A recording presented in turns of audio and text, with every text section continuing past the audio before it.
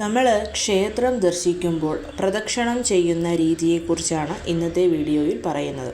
ആദ്യം തന്നെ നമുക്ക് എത്ര വേണമെങ്കിലും ഓരോ ക്ഷേത്രത്തിലും നമ്മുടെ ആഗ്രഹ സാധ്യത്തിന് വേണ്ടി പ്രദക്ഷിണം ചെയ്യാവുന്നതാണ്. 21 പ്രാവശ്യം പ്രദക്ഷിണം ചെയ്യുന്നത് വളരെ ഉത്തമമാണ്.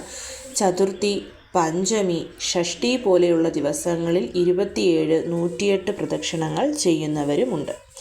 ആദ്യം തന്നെ മഹാദേവന് നമ്മൾ എത്ര പ്രദക്ഷിണം ചെയ്യണം എന്ന് നോക്കാം. ഭഗവാന് നമ്മൾ 3 പ്രദക്ഷിണമാണ് ചെയ്യേണ്ടത്. ശ്രദ്ധിക്കേണ്ടുന്ന കാര്യം, ഓവ് മുറിച്ച് കടക്കാതെ പിറകോട്ട് വന്ന് പ്രദക്ഷിണമായി ഓവിൻ്റെ മറുവശത്ത് വന്ന് വീണ്ടും പ്രദക്ഷിണം ചെയ്ത് തീർക്കണം. അതാണ് ശിവപ്രദക്ഷിണ രീതി.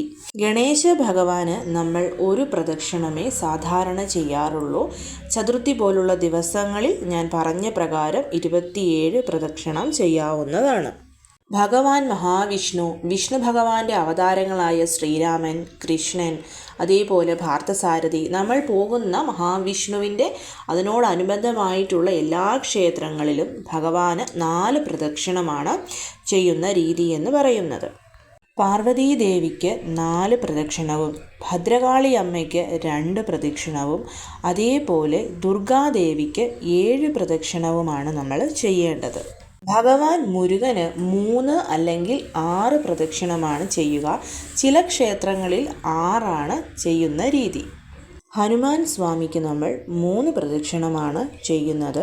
അതേപോലെ അയ്യപ്പ സ്വാമിക്ക് 5 പ്രദക്ഷിണവും നാഗരാജാവിന് 3 പ്രദക്ഷിണവുമാണ് ചെയ്യേണ്ടത്. അതോടൊപ്പം തന്നെ അരയാലിന് 7 പ്രദക്ഷിണം വെച്ച് മന്ത്രം ചൊല്ലുന്നതും വളരെ ഉത്തമമാണ്. നമ്മൾ ക്ഷേത്രത്തിൽ പോയി പ്രദക്ഷിണം ചെയ്യുമ്പം ഒന്നെങ്കിൽ ആ മൂർത്തിയുടെ മൂലമന്ത്രമോ ഗായത്രി മന്ത്രമോ ജപിച്ചുകൊണ്ടുള്ള പ്രദക്ഷിണത്തിന് ഫലസിദ്ധി ഏറെയാണ്. അതോടൊപ്പം തന്നെ കാര്യസാധിക്കാൻ വേണ്ടിയിട്ട് 108 പ്രദക്ഷിണം ചെയ്യുന്നൊരു രീതിയുമുണ്ട്.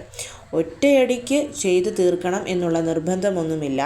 പകരം ഒരു ദിവസം തന്നെ പല പ്രാവശ്യമായിട്ട് 108 പ്രദക്ഷിണം ചെയ്യാവുന്നതാണ്. പൗർണമി, അമാവാസി പോലെയുള്ള ദിവസങ്ങളിൽ കാര്യസാധ്യത്തിന് വേണ്ടിയിട്ട് നമുക്ക് 108 പ്രദക്ഷിണം ചെയ്യുന്നത് വളരെ ഉത്തമമാണ്. നാളെ സങ്കടഹര ചതുർത്ഥിയാണ്. 11 പ്രാവശ്യം ചൊല്ലേണ്ടുന്ന മന്ത്രത്തെക്കുറിച്ച് അറിയണമെങ്കിൽ താഴെ കാണുന്ന ആരോ ബട്ടണിൽ പ്രസ് ചെയ്താൽ മതിയാവും.